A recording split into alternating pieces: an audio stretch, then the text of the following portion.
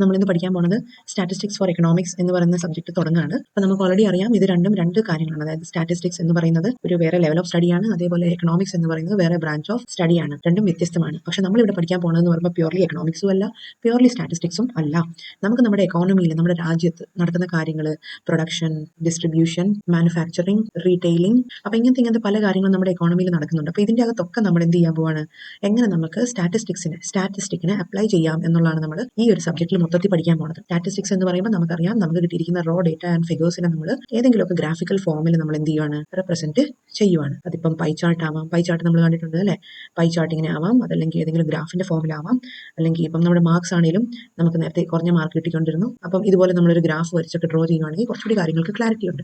അപ്പം നമുക്ക് എന്ത് ചെയ്യുകയാണ്, എക്കണോമിയിൽ ഉണ്ടാകുന്ന എല്ലാ കാര്യങ്ങളെയും നമ്മൾ ഗ്രാഫിക്കലി അല്ലെങ്കിൽ നമ്മുടെ സ്റ്റാറ്റിസ്റ്റിക്സ് വഴി നമ്മൾ റെപ്രസെന്റ് ചെയ്യാനാണ് ഈ സബ്ജക്ട് വഴി പഠിക്കുന്നത്. അപ്പോൾ അതുകൊണ്ട് നമ്മുടെ ടെക്സ്റ്റിലോട്ട് പോകാം. നമുക്ക് ഓൾറെഡി മനസ്സിലാക്കേണ്ട കാര്യം എന്ന് പറയുമ്പോൾ എക്കണോമിക്സ് എന്താണ്, എക്കണോമിക്സിൽ നമുക്ക് സ്റ്റാറ്റിസ്റ്റിക്സിനെ അപ്ലൈ ചെയ്യാനാണ് പഠിക്കേണ്ടത്. അപ്പോൾ ഏറ്റവും ആദ്യം മനസ്സിലാക്കേണ്ടത് എക്കണോമി എന്താണ്, എക്കണോമിക്സ് എന്താണ് എന്നുള്ളതാണ്. നമുക്ക് ഏറ്റവും ആദ്യം മനസ്സിലാക്കേണ്ട ഒരു കാര്യം എന്ന് പറയുമ്പോഴത്തേക്കും ഏതൊരു സബ്ജക്റ്റിനും there will be a father of accountancy, father of chemistry എന്നൊക്കെ പറയുന്ന പോലെ തന്നെ എന്താണ് ഈ ഒരു ആശയം മുന്നിൽ കൊണ്ടുവന്നിരിക്കുന്ന ഒരു ആളുണ്ട്. ആൻഡ് ഫാദർ ഓഫ് എക്കണോമിക്സ് എന്ന് അറിയപ്പെടുന്നത് ഫ്രഞ്ച് എക്കോണമിസ്റ്റ് ആയ ആൽഫ്രഡ് മാർഷലിനെയാണ്, പ്രൊഫസർ ആൽഫ്രഡ് മാർഷൽ. നമുക്ക് മനസ്സിലാക്കേണ്ടത് ഇത് ശരിക്കും പറഞ്ഞാൽ എന്താണ് ഫാദർ ഓഫ് എക്കണോമിക്സ് അല്ലെങ്കിൽ ഫൗണ്ടർ ഓഫ് എക്കണോമിക്സ് അങ്ങനെയൊക്കെ നമുക്ക് പറയാൻ പറ്റും. ഇനി ബേസിക്കലി എക്കണോമിക്സ് എന്ന് പറയുമ്പോൾ എന്താ സംഭവം എന്താണ്, മെയിനായിട്ടും ഇവിടെ കുറച്ച് കൺസ്യൂമേഴ്സ് ഉണ്ട് അല്ലെ, ചില സാധനങ്ങൾ നമ്മുടെ സൊസൈറ്റിയിൽ നടക്കുന്ന കാര്യങ്ങളൊക്കെ കൺസ്യൂം ചെയ്യുന്ന ഒരു ഗ്രൂപ്പ് ഉണ്ട്.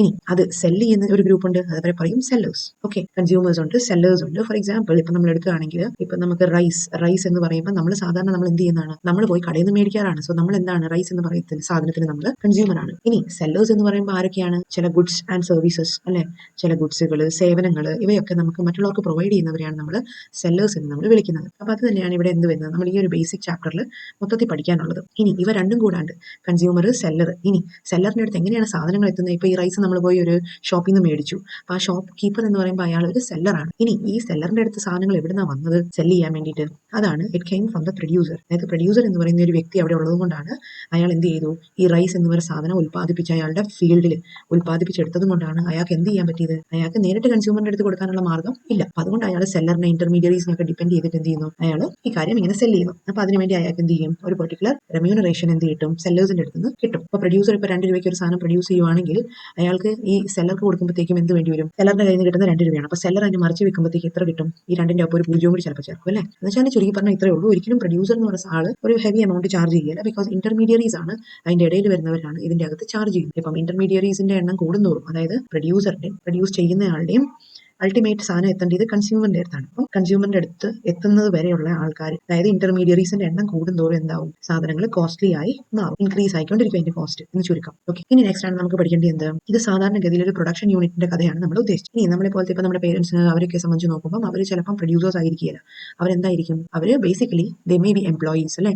പ്രൊഡ്യൂസർ എന്ന് പറയുമ്പോൾ അവർ തന്നെ ഉൽപ്പാദിപ്പിച്ചെടുക്കുന്ന കാര്യങ്ങളാണ് പ്രൊഡ്യൂസർ എന്ന് വിളിക്കുന്നത്. ഇനി അല്ലാതെ ഒരു ഗ്രൂപ്പ് ഉണ്ട്, നമ്മുടെ ആ ഒരു രാജ്യത്ത് എക്സിസ്റ്റ് ചെയ്യുന്ന ഒരു ഗ്രൂപ്പ് ഉണ്ട്, അതായത് ജോബുള്ള എംപ്ലോയിഡ് ആയിട്ടുള്ള ഒരു ഗ്രൂപ്പ് ഉണ്ട്. അപ്പോൾ അവരെന്ത് ചെയ്യുന്നു, അവർ ജോലി ചെയ്യുന്നു, അവർക്ക് കിട്ടുന്ന വരുമാനത്തിന് അവരെന്ത് ചെയ്യുന്നു, അവർ സാധനങ്ങൾ പർച്ചേസ് ചെയ്യുന്നു. ഓക്കെ, അപ്പോൾ ഈ ഒരു എംപ്ലോയിഡ് ആയിട്ടുള്ള കാറ്റഗറി എന്ന് പറയുമ്പോഴത്തേക്ക് ഇവിടെ ആരൊക്കെയുണ്ട്, ഇവിടെ 2 പേര്. ഇവിടെ ഒന്നാമത്തത് എംപ്ലോയി ഉണ്ട്. എംപ്ലോയി എന്ന് പറയുമ്പോൾ ആരാണ്, ജോലി ചെയ്യുന്നയാൾ. ഇനി ജോലി കൊടുക്കുന്ന ആളെ എന്താ വിളിക്കുക, എംപ്ലോയർ എന്ന് വിളിക്കും. എംപ്ലോയർ പ്രൊവൈഡ് ചെയ്യുന്ന ജോലിയാണ് എംപ്ലോയി ചെയ്യുന്നത്. അപ്പോൾ അതിന് വേണ്ടിയിട്ട് എന്ത് ചെയ്യുന്നു, ജോലി ചെയ്ത് കൊടുക്കുന്നതിന് പകരമായിട്ട് എംപ്ലോയർ എന്ത് ചെയ്യുന്നു, ഒരു പെർട്ടിക്കുലർ സാലറി അല്ലെങ്കിൽ റെമ്യൂണറേഷൻ എംപ്ലോയിക്ക് കൊടുക്കുന്നു. അപ്പം ഇതെന്ന് പറയുമ്പോൾ എന്താണ്, these are basically economic activities. അപ്പം നമ്മൾ ഈ പ്രൊഡക്ഷനും എല്ലാം പഠിക്കുന്നതിന്റെ ഒപ്പത്തിൽ പഠിക്കുക. ഇതിനെ പറയുന്ന പേരെന്താണ്, these are economic activities. Production ആണെങ്കിലും എംപ്ലോയ്മെന്റ് ആണെങ്കിലും എല്ലാം പ്രൊഡക്ഷൻ ആക്ടിവിറ്റീസ് ആണ്. ഇനി നമുക്ക് ജസ്റ്റ് ടെക്സ്റ്റ് ബുക്കിൽ നോക്കിക്കഴിഞ്ഞാൽ മതി, ഒരു ചെറിയൊരു എക്സാമ്പിൾ, അലാദീന്റെ അത്ഭുത വിളക്ക് എന്നൊക്കെ സംഭവങ്ങൾ നമ്മൾ കേട്ടിട്ടുണ്ട്, കണ്ടിട്ടുണ്ടാവാം. അപ്പോൾ അതിന്റെ അകത്തും തന്നെ എക്കണോമിക്സുമായിട്ട് റിലേറ്റ് ചെയ്ത് കുറച്ച് ചെറിയ എക്സാമ്പിൾസ് ഇട്ടിട്ടുണ്ട്. അപ്പോൾ നമുക്ക് എന്താണ്, നമുക്ക് അത്രയും ഡീറ്റെയിൽ ആയിട്ട് പോകേണ്ട ആവശ്യമില്ല, ക്ലിയർ കട്ട് ആയിട്ടുള്ള കാര്യങ്ങൾ പഠിക്കേണ്ട ആവശ്യമുള്ളൂ. അപ്പോൾ കൂടുതൽ അറിവ് കിട്ടാൻ വേണ്ടിയിട്ട് നമുക്ക് ടെക്സ്റ്റ് ബുക്സ് ഒക്കെ വായിച്ച് നോക്കുക. ഇനി ഇവിടെ ജസ്റ്റ് ഷോർട്ട് ആയിട്ട് പറയുകയാണെങ്കിൽ വേറെ കോൺസെപ്റ്റ് പറയുന്നുണ്ട്, ദാറ്റ് ഇസ് സ്കാർസിറ്റി. സ്കാർസിറ്റി എന്ന് പറയുമ്പോൾ എന്താണ്, സ്കേഴ്സ് അല്ലെങ്കിൽ സ്കേഴ്സ് എന്ന് പറയുമ്പോൾ എന്താണ്, സിറ്റി മാറ്റി വെച്ചോ, സ്കേഴ്സ് എന്ന് പറയുമ്പോൾ ഇത്രയേ ഉള്ളൂ, ചുരുക്കം. അല്ലെങ്കിൽ എന്താണ്, ഷോർട്ടേജ് എന്ന് വേണമെങ്കിൽ നമുക്ക് പറയാൻ പറ്റും. ഷോർട്ടേജ് നമുക്കറിയാം ബേസിക്കലി ഷോർട്ടേജ് എന്ന് വെച്ചാൽ എന്താണ്. സ്പെഷ്യലി നമ്മുടെ ഒരു ഡെവലപ്പിംഗ് നേഷൻ ആണ് ഇന്ത്യ എന്ന് പറയുന്നത്, ഒരു ഡെവലപ്പിംഗ് നേഷൻ ആണ്. ഡെവലപ്പ് ആയി കഴിഞ്ഞോ എന്ന് ചോദിച്ചാൽ ഇല്ല അല്ലെ, സ്റ്റിൽ ഡെവലപ്പ് ചെയ്തുകൊണ്ടിരിക്കുന്ന ഒരു നേഷൻ ആണ് ഇന്ത്യ. അപ്പോൾ ഇന്ത്യയുടെ വലിയൊരു ചാലഞ്ച് എന്താണ്, ഇന്ത്യയുടെ വലിയൊരു ചാലഞ്ച് എന്ന് പറയുമ്പോൾ ഇവിടെ റിസോഴ്സസ് എന്ന് പറയുന്നത് ചുരുക്കമാണ്. റിസോഴ്സസ് എന്ന് പറയുമ്പോൾ വളരെ ലിമിറ്റഡ് ആണ്. ഇനി ഇത് കൺസ്യൂം ചെയ്യാനുള്ള പോപ്പുലേഷൻ എന്ന് പറയുമ്പോഴത്തേക്കോ വളരെ അധികമാണ്. പോപ്പുലേഷൻ എന്ന് പറയുമ്പോൾ നമുക്ക് ഓൾറെഡി അറിയാം, പോപ്പുലേഷൻ വൈസ് നമ്മുടെ രാജ്യം എന്ന് പറയുമ്പോൾ സെക്കൻഡ് സ്ഥാനത്താണ് വരുന്നത് അല്ലെ. അത് നല്ല കാര്യമുണ്ട്, അതിന് അതിൻ്റെതായ അഡ്വാൻറ്റേജസും ഉണ്ട്, ഡിസഡ്വാൻറ്റേജസും ഉണ്ട്. ഓക്കെ, അപ്പോൾ റിസോഴ്സസിന്റെ കാര്യം പറയുമ്പോഴത്തേക്കും റിസോഴ്സസ് വളരെ ചെറുതാണ്. നമ്മളെ സംബന്ധിച്ച് നോക്കുമ്പോൾ റിസോഴ്സ് ചെറുതാണ്. പോപ്പുലേഷൻ എന്ന് പറയുമ്പോൾ അത് കൺസ്യൂം ചെയ്യാനുള്ള പോപ്പുലേഷൻ എന്ന് പറയുമ്പോൾ ഇങ്ങനെ ഫുള്ളായിട്ട് നമുക്ക് വേണമെങ്കിൽ ഒന്ന് കാണിച്ചു തരാം. അതായത് ഇത്രയുണ്ട്. നമ്മുടെ റിസോഴ്സസ് കുറവും പോപ്പുലേഷൻ അതിന്റെ ഇരട്ടിയാണ് നമ്മുടെ രാജ്യത്തുള്ളത്. അപ്പോൾ സ്വാഭാവികമായിട്ടും നമുക്കുള്ള റിസോഴ്സസ് അത് എന്തൊക്കെയാവാം എന്ന് ചോദിച്ചു കഴിഞ്ഞാൽ പലതും ആവാം. ഈവൻ ഫിനാൻസ് ആവാം, ലാൻഡ്, ലേബർ, എല്ലാത്തിന്റെയും കാര്യത്തിൽ എന്താണ് നമുക്ക് വളരെ സൂക്ഷിച്ച് നമ്മൾ ചെലവാക്കേണ്ട ആവശ്യം ഉണ്ട്. ഫുഡ് ഉൽപ്പാദനങ്ങൾ എല്ലാം എന്താണ് നമുക്ക് ഒരു വലിയൊരു പോപ്പുലേഷനെ ഫീഡ് ചെയ്യാനുള്ള ഒരു കണക്കിൽ വേണം നമ്മൾ കാൽക്കുലേറ്റ് ചെയ്യാൻ. അപ്പോൾ അത് വെച്ച് നോക്കുമ്പോഴത്തേക്കും നമുക്ക് മനസ്സിലാക്കാൻ പറ്റും നമ്മുടെ റിസോഴ്സസ് എന്ന് പറയുമ്പോൾ നമ്മുടെ പോപ്പുലേഷനെ ഫീഡ് ചെയ്യാൻ മാത്രം ഇല്ല, സ്കാർസിറ്റി അവിടെ ഉണ്ട്. അതുകൊണ്ട് തന്നെ നമുക്ക് പലപ്പോഴും നമുക്കറിയാം, അതായത് നോർത്ത് ഇന്ത്യൻ സ്റ്റേറ്റ്സിലൊക്കെ എന്ന് വെച്ചാൽ ഒത്തിരി കുട്ടികൾ ഇപ്പം എന്താണ് പോവർട്ടി കാരണം, അല്ലെങ്കിൽ ഒരു വീട്ടിൽ തന്നെ കാണും ഒരു 5, 6, 8 പിള്ളേരൊക്കെ. അപ്പം അവർക്ക് പ്രോപ്പറായിട്ടുള്ള എഡ്യൂക്കേഷൻ അല്ലെങ്കിൽ ന്യൂട്രീഷൻ കൊടുക്കാൻ പറ്റാത്തത് കൊണ്ടും ഒക്കെ എന്താണ് അവർ മരിച്ചു പോകാറുണ്ട്, ഇമോർട്ടൽ ഡെത്ത് ആവാറുണ്ട്. അപ്പോൾ അതൊക്കെ ഇതിന്റെ ഓരോ ഭാഗമാണ്. നമ്മൾ എക്കണോമിക്സ് പഠിക്കുന്നതിന്റെ ഭാഗമാണ് ഇതൊക്കെ. നമ്മളിങ്ങനെ ആലോചിച്ച് കഴിഞ്ഞാൽ നമുക്ക് മനസ്സിലാക്കാൻ പറ്റും നമ്മൾ പഠിക്കേണ്ടത് ചില കോൺസെപ്റ്റുകളുണ്ട്. അതിൽ 2-3 കോൺസെപ്റ്റ് എന്താണെന്ന് ചോദിച്ചാൽ that is consumption, production and distribution.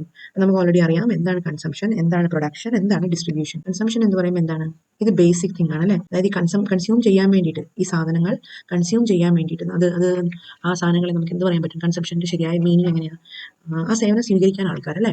അപ്പോൾ ഫുഡ് ആണെങ്കിലും ജോലി ആണെങ്കിലും എല്ലാത്തിലും ആവശ്യക്കാർ ഒത്തിരി പേരുണ്ട്, കൺസ്യൂം ചെയ്യാൻ ഒത്തിരി ആൾക്കാരുണ്ട്. അപ്പോൾ അതുകൊണ്ട് തന്നെ എന്ത് ചെയ്യണം, നമ്മുടെ രാജ്യം പ്രൊഡക്ഷനിൽ കൂടുതൽ ഫോക്കസ് കൊടുക്കണം. ഓരോ സാധനങ്ങൾ പ്രൊഡ്യൂസ് ചെയ്യുന്ന കാര്യത്തിൽ കൂടുതൽ ഫോക്കസ് കൊടുത്തേ മതിയാവുള്ളൂ. ഇനി പ്രൊഡ്യൂസ് ചെയ്താൽ മാത്രം മതിയോ, അല്ല, സാധനങ്ങളെ ഡിസ്ട്രിബ്യൂട്ട് ചെയ്യാന്ന് വെച്ചാൽ ഈ നമുക്ക് വെറുതെ ചുമ്മാ ഡിസ്ട്രിബ്യൂട്ട് ചെയ്ത് കൊടുക്കുന്നതല്ല. ഇപ്പം പ്രൊഡക്ഷൻ നടക്കുന്നത് ചിലപ്പം ഇപ്പോൾ ഫോർ എക്സാമ്പിൾ റൈസ്, നമ്മുടെ കേരളത്തിനെ വെച്ച് നോക്കിക്കഴിഞ്ഞാൽ നമുക്ക് ഇവിടെ ലാൻഡും ഉണ്ട്, എല്ലാം ഉണ്ട്, പ്രകൃതിയുണ്ട്, എല്ലാ സംഭവം കറക്റ്റാണ്. പക്ഷേ ഇവിടെ എന്തില്ല, ആൾക്കാരില്ല. ഇവിടുത്തെ ആൾക്കാരെല്ലാവരും കുട്ടികളെ പഠിപ്പിച്ച് എങ്ങോട്ട് വിടും, USA അല്ലേ, കാനഡയിലോട്ടും ചൈനയിലോട്ടും ഒക്കെ പറപ്പിച്ച് വിടും, പോയി സമ്പാദിച്ചുകൊണ്ട് വരാൻ വേണ്ടിയിട്ട്. അപ്പം ഇവിടെ എന്ത് സംഭവിക്കുന്നത്, നമ്മൾ ഇവിടുത്തെ ആ ഒരു കൺസ്യൂം ചെയ്തിട്ട് ഇവിടുത്തെ റിസോഴ്സസ് കൺസ്യൂം ചെയ്ത് പഠിച്ച് വലുതായി വരുമ്പം നമ്മൾ ജോലി ചെയ്യുന്ന എവിടെയാണ്, നമ്മുടെ സേവനം കൊടുക്കുന്ന എവിടെയാണ്, വേറൊരു രാജ്യം. അതിന് നമ്മൾ വേറെ ടേം കൂടി പഠിക്കും ലിറ്ററൽ എക്കണോമിക്സിൽ പറയുന്നത്, അതിന് ബ്രെയിൻ ഡ്രെയിൻ എന്ന് പറയുന്ന ഒരു വാക്കാണ്. ഓക്കെ, അപ്പം നമ്മുടെ ഈ കോൺസെപ്റ്റ് ഇവിടെ പറഞ്ഞതെന്ന് വെച്ചാൽ നമ്മൾ പ്രൊഡ്യൂസ് ചെയ്യുന്ന ആൾക്കാർ, റൈസ് പ്രൊഡ്യൂസ് ചെയ്യുന്ന ഫാർമേഴ്സ് ഉണ്ട് അല്ലേ, അതിന് നേരിട്ട് ചുമ്മാ കൊണ്ടുപോയിട്ട് കൺസ്യൂമറിന്റെ അടുത്തോട്ട് കൊണ്ടുപോയി കൊടുക്കാൻ പറ്റൂല. അപ്പം അതിന് പകരം എന്ത് ചെയ്യും, അവർക്ക് they have to depend upon certain distribution mechanism. ഈ ഡിസ്ട്രിബ്യൂഷൻ മെക്കാനിസത്തിലാണ് നമ്മുടെ ആരൊക്കെ വരുന്നത്, ഹോൾസെയിലേഴ്സ്, റീറ്റെയിലേഴ്സ്, അങ്ങനെ പല ഇന്റർമീഡിയറീസും വരുന്ന എന്താണ്, ഇതുപോലത്തെ ഈവൻ അഡ്വർടൈസിംഗ് മീഡിയ, പിന്നെ എന്താണ് ട്രാൻസ്പോർട്ടേഷൻ. അപ്പം ഇതെല്ലാ കടമ്പയും കഴിഞ്ഞ് വരുമ്പോഴത്തേക്ക് എന്ത് സംഭവിക്കും, നമുക്ക് ഇനീഷ്യലി നമ്മുടെ പ്രൊഡ്യൂസർ 2 രൂപ എന്ന് പറഞ്ഞ സാധനത്തിന്റെ വില എന്തായി മാറും, ചിലപ്പം 20 രൂപയോ അതിന് മുമ്പ് ഒരു പൂജ്യം കൂടിയിട്ട് 200 രൂപ വരെ ആവാൻ ചാൻസ് ഉണ്ട്. അതായത് ഇരട്ടി വിലയായിരിക്കും എന്ത് സംഭവിക്കുന്നത്, ചാർജ് ചെയ്യപ്പെടുന്നത്. അപ്പം ഇതൊക്കെ എന്ന് പറയുമ്പോൾ എന്താണ്, these are all challenges that our nation is facing. നമുക്കിവിടെ കാണാൻ പറ്റുന്നുണ്ട്. അതായത് എന്താണ്, എക്കണോമിക്സിന്റെ ആ ഒരു ചെറിയൊരു ഡെഫിനേഷൻ കാണിക്കുന്നുണ്ട് ഇവിടെ ടെക്സ്റ്റ് ബുക്കിൽ. Economics is a study of how people and society choose to employ scarce resources that could have alternate uses in order to produce various commodities that satisfy their wants and to distribute them for consumption among various persons and groups in the society. ഇനി next നമ്മൾ നോക്കുകയാണ്, നമ്മൾ ഇനി എന്താണ് ചാപ്റ്ററിലോട്ട് മെല്ലെ വരികയാണ്. ഇവിടെ പഠിക്കാനുള്ള എന്താണ്, നമ്മുടെ സബ്ജക്റ്റിന്റെ പേര് തന്നെ അല്ലേ, സ്റ്റാറ്റിസ്റ്റിക്സ് ഇൻ എക്കണോമിക്സ്. അപ്പം എന്താണ് സ്റ്റാറ്റിസ്റ്റിക്സ്, നമ്മൾ എങ്ങനെയാണ് സ്റ്റാറ്റിസ്റ്റിക്സിനെ ഇതുപോലെ എക്കണോമി ഫേസ് ചെയ്യുന്ന പല പ്രോബ്ലത്തിലും നമുക്ക് സ്റ്റാറ്റിസ്റ്റിക്കലി നമ്മൾ എങ്ങനെ നമുക്ക് ഈ ഫാക്ടുകളെ നമുക്ക് പ്രൊഡ്യൂസ് ചെയ്യാൻ പറ്റും, അതാണ് ഇവിടെ നമ്മൾ പഠിക്കാൻ പോകുന്നത്. ഇനി നമുക്ക് പഠിക്കേണ്ടത് വെച്ചാൽ വാട്ട് സ്റ്റാറ്റിസ്റ്റിക്സ് എന്ന് പറയുമ്പോൾ മീനിങ് എന്താണെന്ന് നോക്കണം അല്ലേ. സ്റ്റാറ്റിസ്റ്റിക്സ് എന്ന് പറയുമ്പോൾ ഏറ്റവും ആദ്യം മനസ്സിലാക്കേണ്ടത് എന്താണെന്ന് വെച്ചാൽ ഇത് ജസ്റ്റ് എന്താണ്, കളക്ഷൻ ഓഫ് ഡേറ്റ ആണ് അല്ലേ. നമുക്ക് കൈ കിട്ടുന്ന റോ ഡേറ്റാനെ നമ്മൾ കളക്ട് ചെയ്തിട്ട് അതിനൊരു മീനിങ് ഫുൾ ഫോമിലോട്ട് മാറ്റുകയാണ്. ഇപ്പോൾ ഫോർ എക്സാമ്പിൾ നമ്മളിപ്പോൾ കുഞ്ഞു കുട്ടികൾക്ക് വേണ്ടിയിട്ടൊക്കെ ഡ്രോ ചെയ്ത് കാണിക്കുന്ന പോലെ ഇപ്പം കുറെ മിക്സ്ഡ് അപ്പ് ആയിട്ടുള്ള ഡേറ്റ കൊടുത്തിട്ടുണ്ട്. ഇതൊക്കെ എന്താണ്, ഒരു മിക്സ്ഡ് അപ്പ് ഡേറ്റ ആണെന്ന് മനസ്സിലാക്കുക. ഇനി നമ്മൾ ഇതാണ് ശരിക്കും സ്റ്റാറ്റിസ്റ്റിക്സിന്റെ റോ ഫോം അല്ലേ. ഇതാണ് നമ്മുടെ കൈ കിട്ടുന്ന ഡേറ്റ, ഭയങ്കര കച്ചറ അതിൻ്റെ അകത്ത് എല്ലാം ഇൻക്ലൂഡഡ്. ഇനി സ്റ്റാറ്റിസ്റ്റിക്സ് എന്താ ചെയ്യുന്നതെന്ന് ചോദിച്ചു കഴിഞ്ഞാൽ ഇതിനെല്ലാത്തിനെയും സോർട്ട് ചെയ്യും. അതായത് സിമിലർ ആയിട്ട് ഒരേപോലെ വരുന്ന എല്ലാത്തിനെയും കൂടി നമ്മൾ എന്ത് ചെയ്യുകയാണ്, സോർട്ട് ചെയ്യാണ്, ഗ്രൂപ്പ് ആക്കുകയാണ്, വേർതിരിക്കുകയാണ് എന്നൊക്കെ വേണം പറയാം. ഓക്കെ, അപ്പോൾ അങ്ങനെ ആകുമ്പോഴത്തേക്ക് എന്ത് സംഭവിക്കും, നമുക്ക് കാര്യങ്ങൾ അനലൈസ് ചെയ്യാനും പ്രോപ്പറായിട്ട് ഡിസിഷൻസ് എടുക്കാനും നമുക്ക് കുറച്ചുകൂടി ഈസിനെസ് ഉണ്ടായിരിക്കും. അപ്പോൾ ഇതുപോലെ ഇങ്ങനെ കൂട്ടിക്കലർന്നിരിക്കുന്ന ഒരു കലബലാന്നിരിക്കുന്ന ഒരു ഡേറ്റനെ നമുക്ക് എന്ത് ചെയ്യാണ്, നമ്മൾ ക്ലീൻ ആയിട്ട് സോർട്ട് ചെയ്യുമ്പോഴത്തേക്കും നമുക്ക് ഇവിടെ മനസ്സിലാക്കാൻ പറ്റുന്നത് സ്റ്റാറ്റിസ്റ്റിക്സിന്റെ ഒരു ഡെഫിനേഷൻ ആണ്. എന്തൊക്കെയാണ് statistics means, it involves collection of data, analysis of data, interpretation of data and presentation of data. അപ്പോൾ ഇതാണ് നമുക്ക് സ്റ്റാറ്റിസ്റ്റിക്സിനെ പറ്റി പഠിക്കാനുള്ളത്. എന്താണ്, ന്യൂമറിക്കലി നമ്മുടെ കൈ കിട്ടുന്ന ഡേറ്റനെ നമ്മൾ എന്ത് ചെയ്യുവാണ്, കളക്ട് ചെയ്യുവാണ്, അതിനെ അനലൈസ് ചെയ്യുന്നു, അതിൽ നിന്നൊരു മീനിങ് ഫുൾ ആയിട്ടുള്ള ഒരു അർത്ഥം നമ്മൾ മനസ്സിലാക്കിയെടുക്കുന്നു. ഇനി നമുക്ക് മനസ്സിലായാൽ മാത്രം മതിയോ, പോരാ, നമ്മൾ സൊസൈറ്റിക്ക് വേണ്ടിയിട്ട് അല്ലെങ്കിൽ എന്താണ് നമ്മുടെ സമൂഹത്തിന് ഗുണമാവുന്ന രീതിയിൽ നമ്മൾ അതിനെ എന്ത് ചെയ്യുകയാണ്, പ്രസന്റ് ചെയ്യും. ഇത്രയും കാര്യങ്ങൾ അടങ്ങുന്നതാണ് നമ്മൾ എന്ത് ചെയ്യുക, സ്റ്റാറ്റിസ്റ്റിക്സ് എന്ന് പറയുന്ന ഡെഫിനേഷൻ എന്ന് പറഞ്ഞാൽ ഇതാണ്. ഓക്കെ, ഇനി നമുക്ക് മനസ്സിലാക്കേണ്ട ഒരു കാര്യം എന്ന് പറയുമ്പോഴത്തേക്കും ഇത് നമ്മൾ ഇനി പഠിക്കാൻ പോകുന്നത് ഇത് ഓരോ സ്റ്റെപ്പാണ്, ഓരോ ചാപ്റ്റേഴ്സ് ആയിട്ടാണ് നമ്മൾ പഠിക്കാൻ പോകുന്നത്. വളരെ സിമ്പിൾ ആയിട്ട് മനസ്സിലാക്കേണ്ട കോൺസെപ്റ്റുകളാണ്. പക്ഷെ നമ്മൾ ഇത് പഠിക്കാൻ പോകുന്നത് എന്താണ്, ഇത് വളരെ ഡീറ്റെയിൽ ആയിട്ടാണ് നമ്മൾ ഇത് ഓരോന്നും പഠിക്കേണ്ടത്. ഓക്കെ.